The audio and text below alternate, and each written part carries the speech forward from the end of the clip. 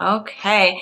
Hello, everyone. Welcome to Wine, Women, and Words. I am Michelle, and with me, of course, is Diana, who is right now a gray screen. Hello. And today we're airing on a special day. It's daylight here. It's very strange. We are joined by Karen Swan, the author of The Paris Secret. Hi, Karen. Thank you so much for joining us. Hello, my absolute pleasure. So I always talk about there's a point in a book where it gets unputdownable, where you just have to keep reading no matter what you do. And I think I hit the unputdownable point maybe like a quarter of the way in. Usually it happens like a little later in the book when everything's starting to either come together or fall apart, depending on the story. But your book sucked me in and like didn't let go the whole time. I'm so pleased. That's brilliant to hear. So I think I guess we're going to literally start at the beginning of your book, because I always like dedications and I'm always kind of curious, and I'm surprised that I've never thought to ask this in any interview before this.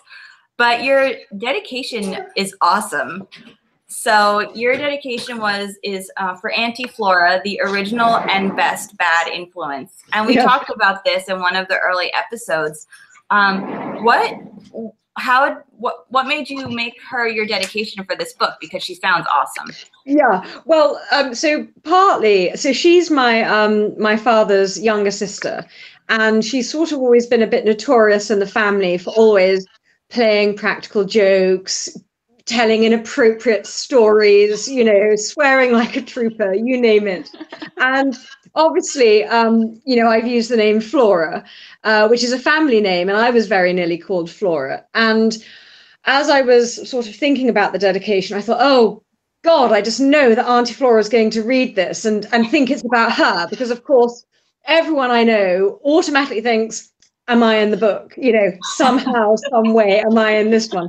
So I thought, oh God, I've got to acknowledge that, I've used her name, but I mean, she's not at all like Flora, the character. But I just thought actually, she's always been such fun. And we sort of have a joke, because she lives in the Highlands of Scotland, in this tiny little village.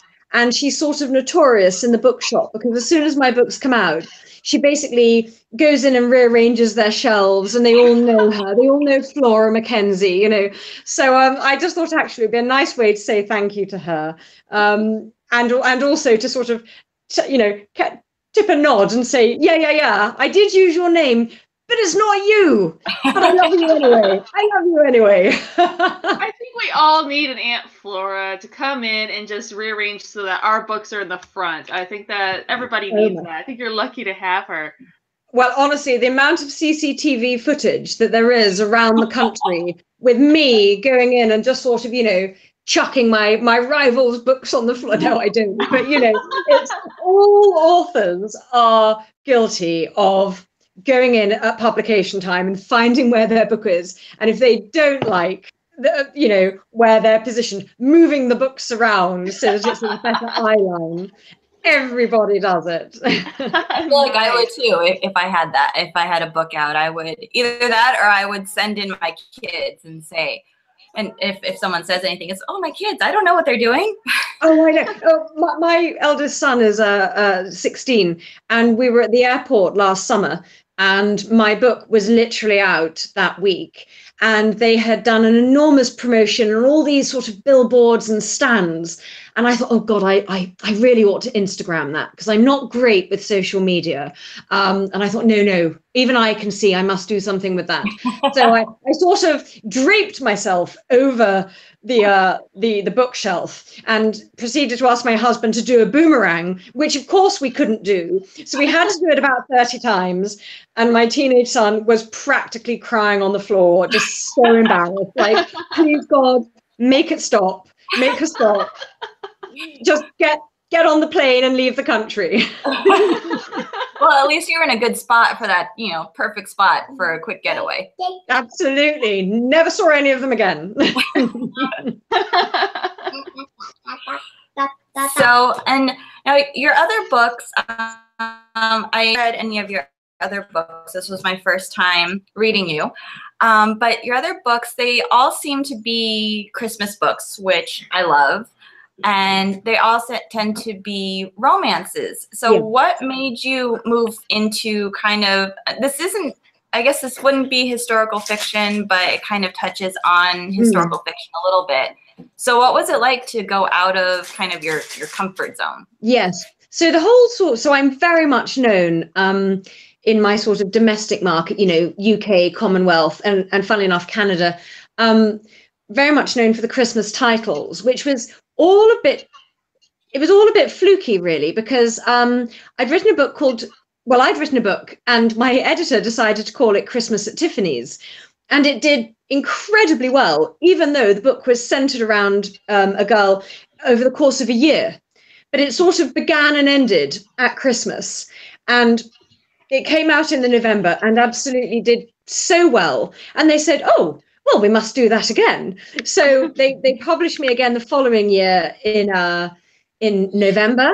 And it had a sort of Christmassy cover, but it again was based around a girl over the course of a year. So they're not actually Christmas books, but they just get marketed that way. And somehow I've ended up becoming the Queen of Christmas in the UK, which is slightly mental because, you know, I'm not writing about parties around the Christmas tree. But I do like, so I've done now about 5 what I call my summer books, of which The Paris Secret is one of them. And I like them because they allow me to break out a little more. And I am really interested in having a historical backstory. And it does allow me to do that. Whereas in the Christmas branded books, because I do 2 books a year. So I do a summer book, of which The Paris Secret is one, and then I do a Christmas book. And I like the freedom that I get from doing the summer books in terms of I can just be a bit bigger with the story and the references. So the one I'm writing at the moment is going to be based, the historical backstory is the Spanish Civil War. You know, and it's just interesting for me because I think that during wartime, ordinary people can live extraordinary lives. You know, it's sort of heightened existence. So it tends to be sort of richer ground as a writer to sort of till into, really. Oh, absolutely.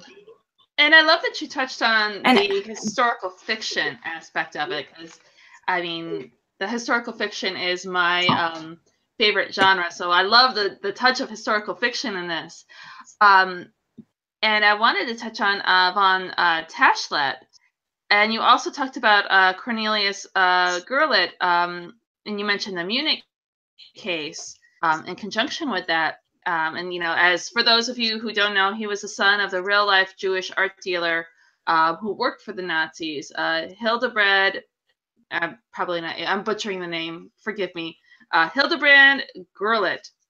Have you always intended to include the fictionalized version of Gurlitt in your book, or did you discover him during your research? It was during the research.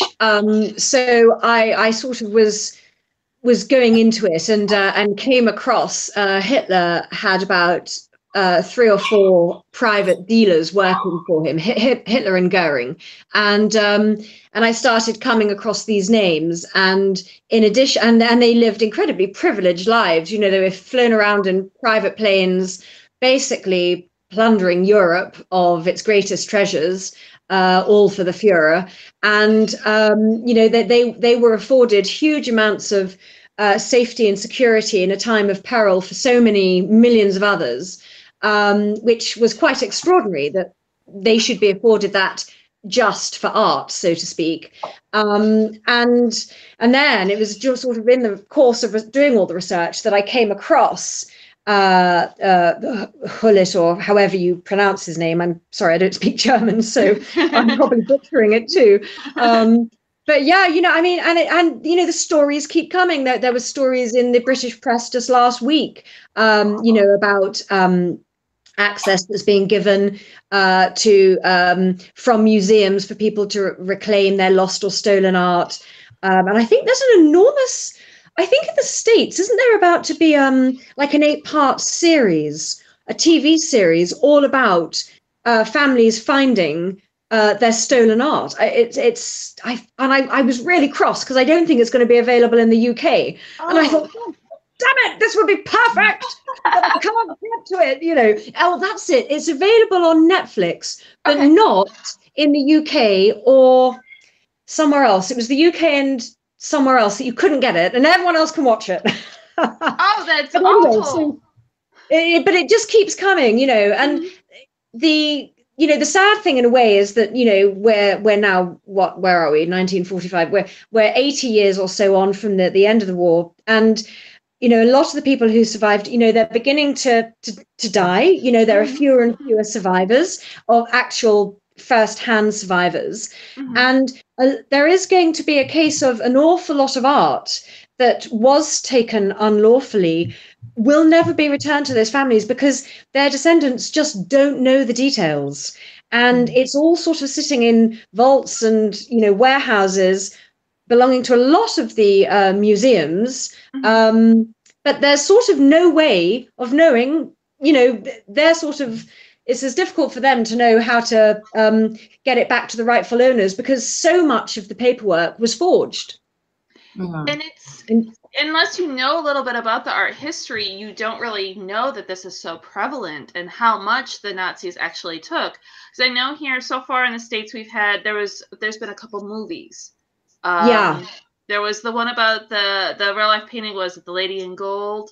Yes. Yes. And then there was and there's the one about the soldiers who were actually going to try to save the Monuments Men with George Clooney. And I thought that was such a lost opportunity because it really was. That was just such a fascinating, I mean, they're such an incredible organization and are still going. And I've actually joined it as a result of doing my research for the book. And I just thought, if they'd just taken that story a different way, it just really could have been so much meatier and so much deeper, really. I felt it was a shame. I thought it was a missed opportunity there. But maybe it introduces people to the topic, so maybe it's okay. Yeah, I mean, at least, you know, I mean, it is Hollywood. I mean, Hollywood, a lot of writers don't get it right. So, I mean, you and it's George Clooney. Now, when while I was reading, I felt like there could have been, like, you could have told this story from two timelines. You could have, like, flashed back to World War II when they were actually collecting the art and then flipping back and forth. Did you ever consider doing a dual timeline? Yes. Well, fun enough, I did it in the very next summer book I wrote after this, which was called The Rome Affair. And I did do that. And that was the first time I did it. But in The Paris Secret, it was actually made harder by not doing that because I had to reveal it all through the character's research. And so it was almost actually like writing a detective novel, you know, because I had to, it was all about clues and suspense. And that was quite a different way of writing, you know, for a romantic novelist, so to speak. So I found it really interesting. I found it really hard because you want it to be interesting, but it's also a very niche, closed elite world that's not particularly open to inside. I mean, I didn't know much about this at all before I started. And it was, I think it would have been easier to do a dual timeline, and I've done it since. I really love doing it, actually. It's my new favorite thing. I'm trying to wean myself off for the next book, which I'm supposed to start tomorrow, because I don't want to be too formulaic, so I've got to keep chopping it up. But yes, I think it would have been an easier book to write if I had done it through, you know, through the two different timelines. Yeah, but what you're saying is right. It definitely added to the mystery of not knowing, because while Diana and I, as we were discussing it through the month, I kept saying there are so many mysteries in this book. There are so many different, like, plot twists, and I don't know which one I want to know more. I know. It's really hard because you need to sort of lay down threads and not necessarily pick them up until right at the end. But you've got to sort of remember to put them down in the first place. And, you know, I'm always sort of writing notes and leaving them on walls, like, don't forget to go back to this. Don't forget, you know. And of course I do forget. And it's only when I get to an edit and I think, oh, bother, you know, it's so it's hard because with writing a book, it's not so much about what you're talking about, but actually how you're telling it. And you've got to decide when you've got a reveal, who's going to do it, how are they going to do it, and most importantly, when are they going to do it? Because that's what gives you pace and tension. That's what makes people want to keep turning the page, because they know a bit, but not everything. So yeah, you know, it's hard. It's the hardest bit. Well, and that's why someone asked me the other day if I'm not published, but I write, and someone asked me, well, you love mysteries so much, would you ever write a mystery? But it's so hard. Like, you have to like set up the clue, but make sure it's not like obvious, like with a big neon sign over it that says, this is a clue. Exactly. I think it's quite a different discipline to what I do, because for me, it's so character driven, character led. You know, it's about the relationship between those characters and that love affair, because when you're doing 2 books a year, you do not want to feel like you are telling the same love story and over. So you have to differentiate. And, you know, so I'm sort of led by that. And it's quite an organic process. And when I say organic, I mean entirely chaotic. Just no idea what's happening 2 pages from now. And I sort of have to get to know the characters as I go along. Whereas I think if you're doing a thriller, it's much more plot based, and you sort of almost need to work backwards, because it's that untangling of a knot. So it's a different discipline, and it sort of makes my mind boggle. But I'd sort of love to do it again. Well, you should, because you do it very well. Thank you. And I found the article when I read your acknowledgments. You mentioned that you were inspired by a news article that you read about an actual apartment that had been discovered, and the pictures are amazing. Oh, it's just brilliant. You can't believe in this day and age that could have happened, that there actually could have been an apartment in Paris, you know, one of the most beautiful, you know, top tourist destinations, you know, in the world, and it literally hadn't been opened in all those years. And there's so many reasons why I was fascinated by it, but I remember really clearly I was writing another story, and it just went viral on Twitter. I mean, there was this one particular day and everyone was going crazy about it. And of course I follow a lot of writers on Twitter, and I thought, oh my God, someone's totally going to write about this. It's so going to get picked up. And I kept staring at the photos and immediately sort of trying to conjure the lives of the people who'd lived there and who had they been and what had happened to them. And anyway, I carried on writing the book that I was doing at the time. And then it was about a year or so later, and I needed a book idea. And I write notes as I go along. I have notebooks, and I put down thoughts or threads of ideas. And I sort of came back to that. It may even have been 2 years later. It was a fair while. And I had a look at it, and I did some more research. I thought, what happened with that? You know, did they find out whose it was and why it wasn't, you know, why it wasn't opened and why they didn't go back?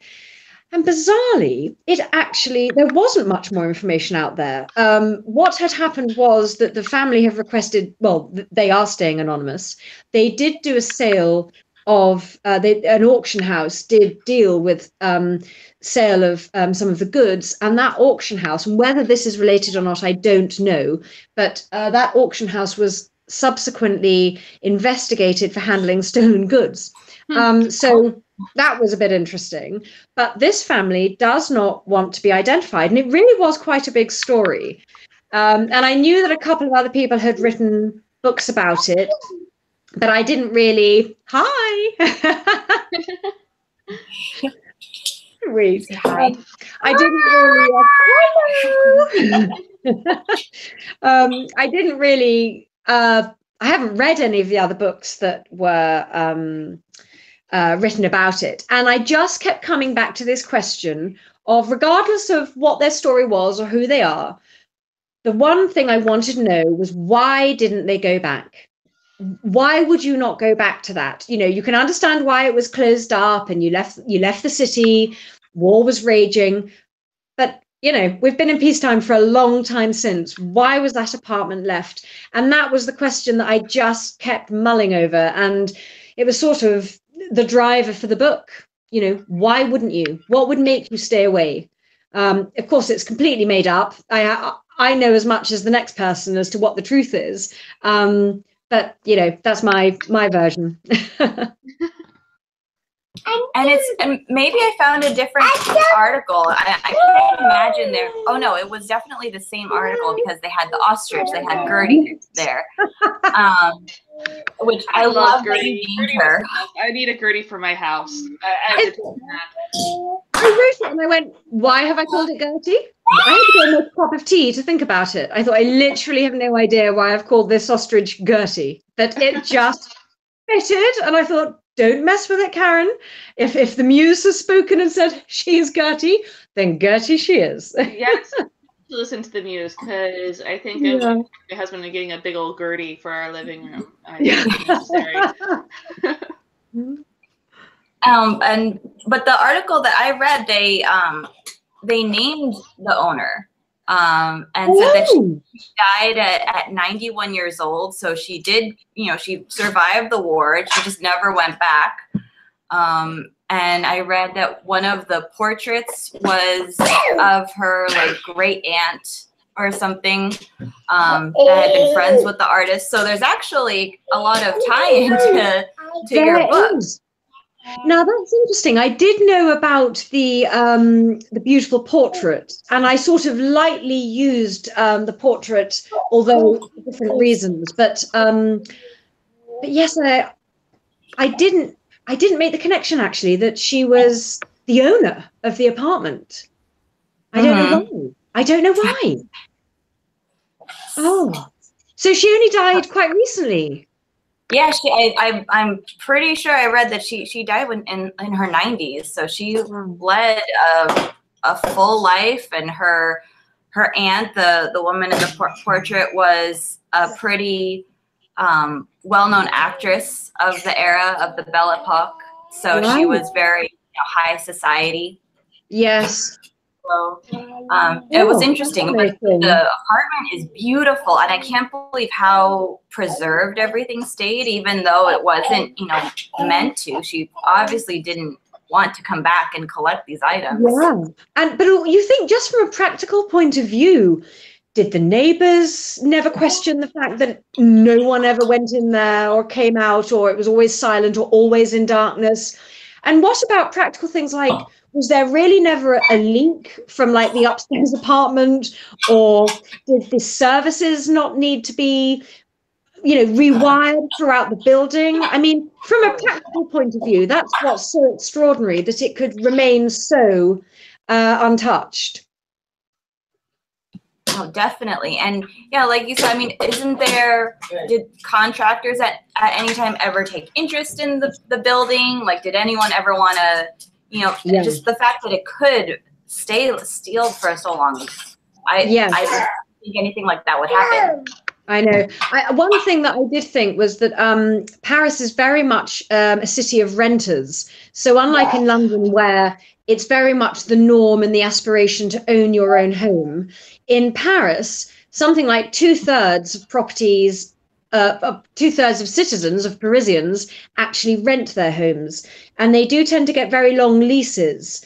And the landlords are hugely conservative, to the point where I read about, and in fact, they are changing the rental laws at the moment in Paris because they're so draconian. But there was one chap who was in his 40s, and he still had to get his parents to guarantee, to sort of give him a reference of good character, because You know, I mean, so you can sort of see how maybe, you know, you've got these very long leases, people just sort of mind their own business, I My suppose. sister's living in France right now, and when we went to visit her, and we sat down at a cafe and we were talking about what she and her fiance had to do to rent a place, and they weren't even in Paris where they rented; they were in Strasbourg. And she was like, "We had to get a bank account, but we couldn't get a bank account first because we had to get a cell phone. We had to do something to prove that we were here." And we couldn't get a cell phone without a bank account. And she was like, it was just this never-ending vicious circle. And he's military, so they basically at one point just went to his commanding officer, the guy who checks him in, and they just sat in his office and they're like, "What do? We need help." And this whole time the military had put them up in hotels. And they had one hotel that was okay, but then they had to move to another hotel that had the wonkiest shower she had ever seen. And so it's the laws. For my day job, I'm a legal assistant, so the laws are so fascinating to me. They're rental laws. It is. It's really, and it's like a big election, you know, manifesto pledge for politicians to sort of simplify it and make it easier for young Parisians to be able to rent, because, you know, or I'm sure it's across France as well, because it is so complicated. And so I mean, it's so funny, and then it lends itself to like this kind of situation where you have these empty apartments. Yeah, exactly. And I just want to point out, I have never wanted to raid a character's closet more than I wanted to raid Flora's closet. Yes, I know. It was the weirdest thing. From the second I wrote about, I can actually remember the day I was sitting writing that scene. It was sunny, it was lovely, and I remember sitting there writing that first scene when she's at the auction house and she's being massively controlled and not overbidding, and, you know, she's sort of head over heart, and I came up with, randomly, I just came up with her outfit, and I was just able to see her so clearly. And from that point onwards, I absolutely knew who she was. I didn't need to get to know her in the way I do with some. It's literally like bleeding from the eyeballs pain until like the epilogue. But with her, it was page 2, and she was like an old friend. And yeah, I really just got her quickly. Well, her clothes are gorgeous, even though you don't see them. And I, you know, most of my clothes come from Target, so I'm not, you know, high end at all. So I don't know, I can't picture them, but I want them all. I know, I do too. Like, basically, whatever I want, I give to my characters, and then I live vicariously through them. There's an awful lot of that going on. Just live vicariously through them. Yeah. And I also, yeah, true. Character, though, there are some characters that I definitely don't want to live through. But no, not Natasha, poor girl. Yeah, and those two are really interesting characters, and the fact that you're a romance writer, you really kind of buried the romance until the very end. Like you I didn't know if Noah was going to become someone big, and Diana didn't like him from. I did not trust him from the very beginning. He was who Xavier? Noah. I didn't trust Noah. I was with Xavier for some reason, and she's getting text messages from me going, "I don't trust him. I don't like him at all." It's just like, "I'm not telling you anything," and I was like, "I don't care. I don't trust him. There is something off about him," from like the very first intro. Yeah, I just, you know, it's funny because I never sort of went, I mean, I always knew that Xavier was going to be the guy, but I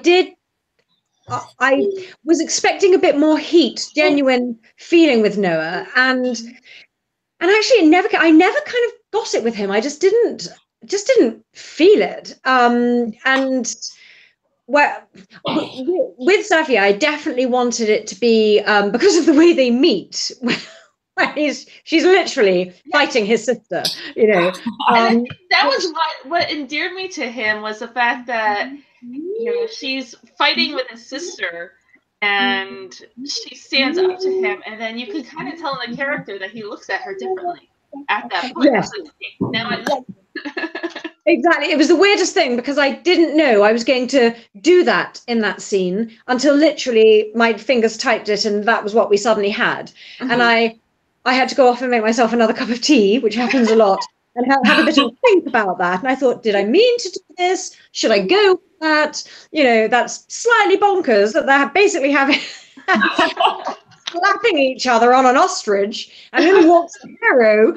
I wasn't quite seeing that 5 minutes ago, but it made me laugh, and I thought it set up the dynamics actually really well. And what I do love is creating tension between the romantic leads, because you want tension. So for tension you need conflict, and you want them to have a journey. So if they were to go straight into being in love, it would be an awful lot less interesting, particularly when she is effectively investigating his family and finding very deep, dark, dirty secrets that, you know, they would all rather, well, the grandmother would rather remain hidden.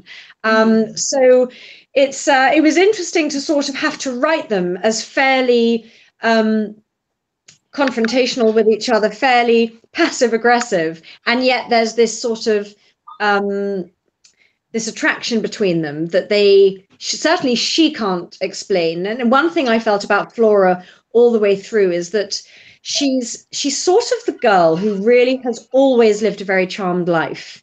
I quite like often to write about characters who are a bit difficult. I don't sort of do the schmaltz thing, but I like people to have to work a bit with the characters, and I'm quite happy to make them a bit stroppy and unlikable to begin with. And so Flora was a bit of a departure for me, in that she's kind of perfect. She's gorgeous, she's kind, she's got lovely friends, she's lived a very charmed life, she's got a lovely family. But nothing has ever really happened to her. She's a little bit sort of dead inside. She's never actually known what love is. She's never known what heartbreak is. And I'm personally of the view that heartbreak is the best thing that can happen to anyone. And so she's sort of a bit Teflon coated. I mean, she's gorgeous and she's got the clothes and the flat and the career, but actually she's on the outside of her own life looking in. And so to put her in a love story, which actually is not logical, it makes no sense, but for some reason, you know, she's really drawn to this man, I thought was great fun.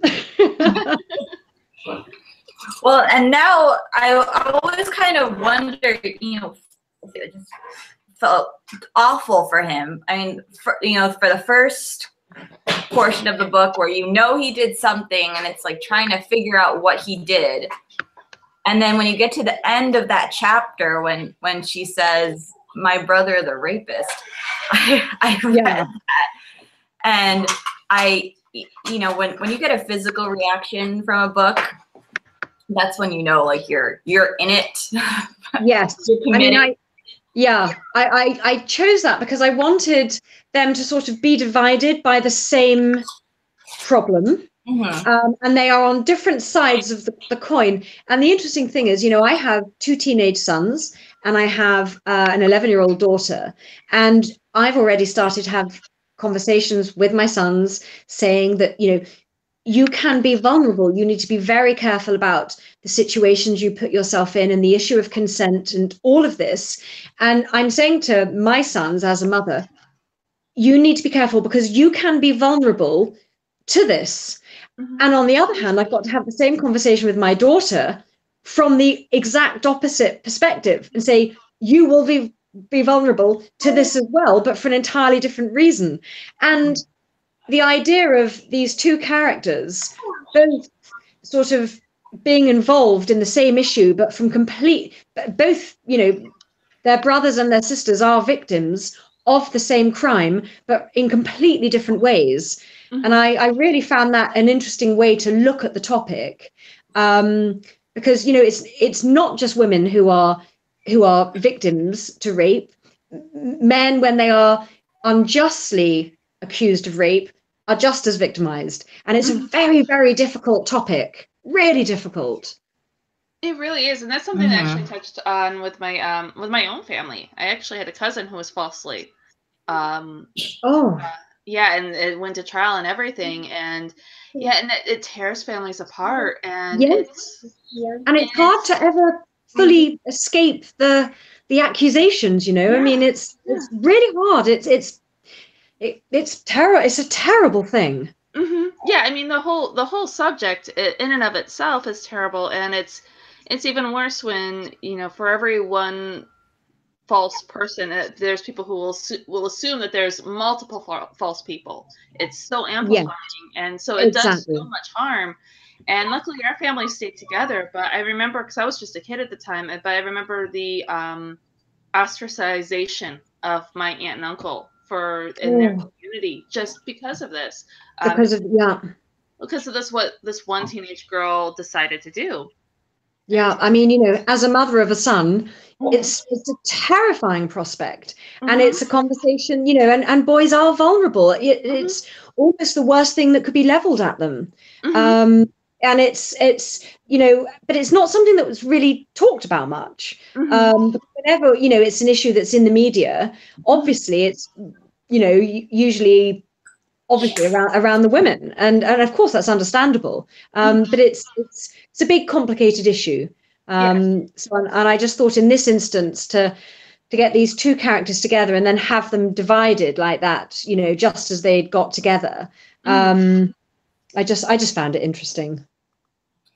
I know when they were having a conversation, I was like, maybe talk about this tomorrow, like have your moment and enjoy it, because I know. Get back in the bar. I know. Can't have them too happy. No.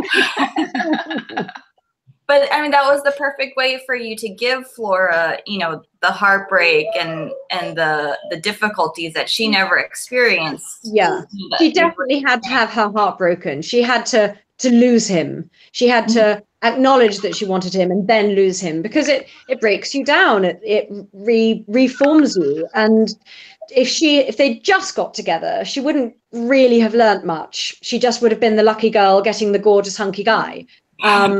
You know, but it had to be more than that. It couldn't be that straightforward, because, you know, that was the point of her journey, her growing and becoming more than she had been.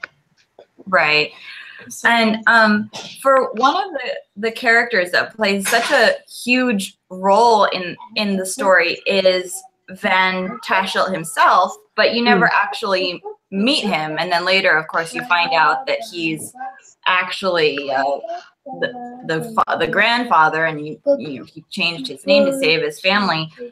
What was it like to create that huge a character, that, you know, that crucial character to the story, without actually writing him? It was so weird, because one of the things I enjoy most as a writer is writing narrative. It gives you tone, it gives you humor, you know, it gives you shortcuts into personalities in a way that, you know, prose doesn't. So I love, you know, writing dialogue. And of course I couldn't do that. You know, if I had done the dual timeline, I could have done it. But I couldn't. He was literally based throughout the entire book on his actions and the evidence that she was unearthing. And it was sort of quite weird for me to get to the halfway point in the book when we're still in Paris and have a massive reveal that actually he is von Tassel, you know. And that was sort of weird, because you think, oh my God, well, that's the story. Oh my, but actually that's only half the story, because yes, okay, we've got his identity, but, you know, and so this poor man is being judged the whole way through by his actions, you know, and it's all being seen through a historical prism, and it's being investigated through art and through this apartment, or the two apartments. And it was really interesting. And I was so pleased when I did get to the big sort of confrontation scene at the end, and I was able to make him the good guy and reveal him, you know, for actually the good that he did. You know, smuggling the children out through the crates, using the other apartment as a cover, because actually that was rooted on stories that actually happened, research that I did. There was a plumber who went into Auschwitz and actually smuggled out very small children in the plumbing bag with the tools. And literally went straight past the guard. I mean, you know, ordinary people did extraordinary things. And so you write about this, and, you know, life is always stranger than fiction. Anything you write, it's been done somewhere, you know. And so it was sort of great to give him his moment in the sun and, you know, bring it full circle.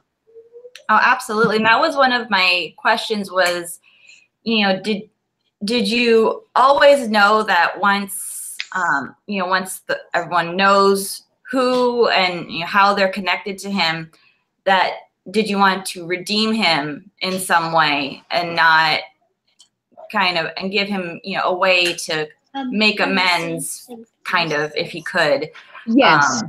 Yes, I always knew that he was going to actually be fighting for the right side, that he was going to be a double agent, so to speak, and that he was, you know, as I was researching these roles of the art dealers for the Third Reich, it was so extraordinary, the amount of protection they were afforded, the freedoms that they were given. I mean, they would have entire trains, you know, when people were being treated like cattle and taken to these concentration camps, and there he would be with, you know, these dealers would have their own trains just stuffed with stolen artworks, you know, and they were flown around, they dined, you know, they lived the highest of high-flying lives in a time of such savagery and injustice.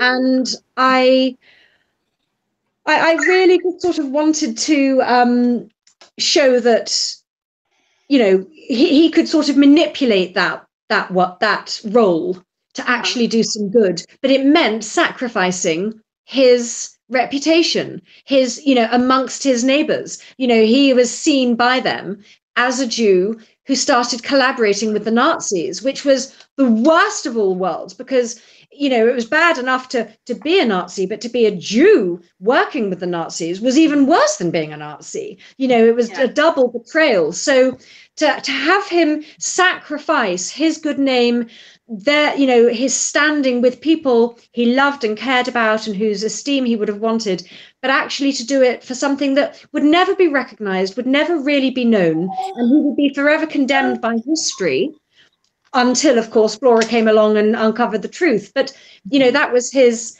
sacrifice, and I thought it was a very noble one. Mm-hmm. And I have someone doing puzzles to my left and bringing me cars on my right. I have a dog sleeping on my feet. It's quite all right. I have a dog sleeping on my lap as well. So. And I also read in your acknowledgments that you took your husband with you for research trips and endured the 12 euro sodas, which sounds insane to me. But oh my God. Did you go to all of the locations that you wrote about in your book? Yeah, so I know Paris pretty well because, you know, it's really close to London. So I know Paris. I've been lots and lots of times. I didn't know Cap d'Antibes, and we went down especially, and I took my family, my 3 kids as well, and every single place that we write about, every location, every the villa, you know, the beautiful estates, the beach. I mean, we actually walked around the Cap d'Antibes, and Roman Abramovich's mega yacht was moored. I actually thought it was a ferry. I mean, it was just massive. It was, I mean, the wealth down there is unbelievable. And there was one evening we were having dinner on the promenade, and now I'm not au fait with this, but my boys, as you can imagine, are mental about cars, and all these Ferraris were going past, Lamborghinis, but then it started to get to the really super mega, I don't even know what they're called, these things, but literally my husband said, oh my God, all we need to see now is, and he sort of named these 3 cars that I don't know what they were, and I kid you not, within 10 minutes they went past. And it's like this steam down there at the weekend that you just get these people coming off their yachts in their super mega cars, and all they do, and they drive from sort of Antibes down to Monaco, where they go clubbing, and they just drive along the coast in their mega cars, and that's sort of the thing. It was just crazy. So that's a great excuse for vacations, is just research for a book. So I need to write books set in, you know, wherever I want to go, basically. Oh, yes, you do. That is the way forward. Yes. If only right now the books that I'm working on, the one that I'm finishing up right now is in Brazil, and I'm trying to talk and Italy, and I'm like trying to talk my husband into South America and Italy. We got to do those two places. Yeah. Yeah. And the next one's New Orleans. Yeah, totally. We could totally do it. The next one's New Orleans. So I'm like, all right, that one's going to come up faster. So let's do that one. Yeah. Let's do that one next. Exactly. I've got to go to Madrid sometime in the next 2 weeks because I'm starting the new book tomorrow. And I need to go. I've actually never been to Madrid. And I thought I must, I've just got to go. So we'll go for 2 or 3 days. We will walk, get lost, and just explore the city. And that's what I like to do whenever I write, Paris, Rome, wherever it is. I have to go there in order to be able to see it and, write about it accurately to create flavor and tone and color. Yeah, there's some places where I think you have to have gone once, at least once, to be able to get the flavor of it. I think Paris is one of those places. Yeah, it's a very beautiful city. It really is. Yeah, and I think Madrid is another one. New Orleans is another one because the culture is just so unique. Yeah, it is. Absolutely. Well, I know you have to go in a few minutes now, so you can get going. But thank you so much for joining us and letting us pick your brain about your book, because it was amazing. Oh, thank you. Listen, it's been such a pleasure. It's been lovely to chat. I've really enjoyed it. And you'll have to come back when the Rome Affair comes out, because that sounds like something that we can really dig into. That is my favorite one. I have to say, it's that was a absolute stonker to write. I loved the character, and actually, she's American. She was born in America, and she was a hybrid of sort of Gloria Vanderbilt, Lee Radziwill, these very, very, very high society, wealthy women of a certain age, and this sort of golden age of New York, so to speak. And I was reading quite a lot of books about them, and I was struck that there was a huge amount of similarity in all their lives, even though they were all from different places. I was doing Maria Agnelli as well in Italy, and there was just so much overlap, and I thought, gosh, this is interesting. Anyway, so that my character is based on women like that. So yeah, you absolutely have to come back. You're part of the Wine, Women, and Words family now. Lovely. Thank you. That we're mafia-esque, but I'm not gonna deny it. Listen, it's all my favorite W's. You can't go wrong. Well, thank you so much, and enjoy the rest of your evening. Yes. It's a pleasure. Thank you, and enjoy your day. It's so bizarre that it's sort of, breakfast time or lunch time for you, and I'm ready to get in my pajamas. Oh, we're in our pajamas too. It's cool. Yeah. It's a pajama party today. Yeah, I have makeup on, but I'm still in pajamas. Yeah. Oh, yeah. Super. Yeah, you guys can't see it now. I'm in my pajamas as well. So. Well, thank you so much. Have a good night. Thank you. Thanks so much, guys. Bye. Bye. Bye. Bye. Bye.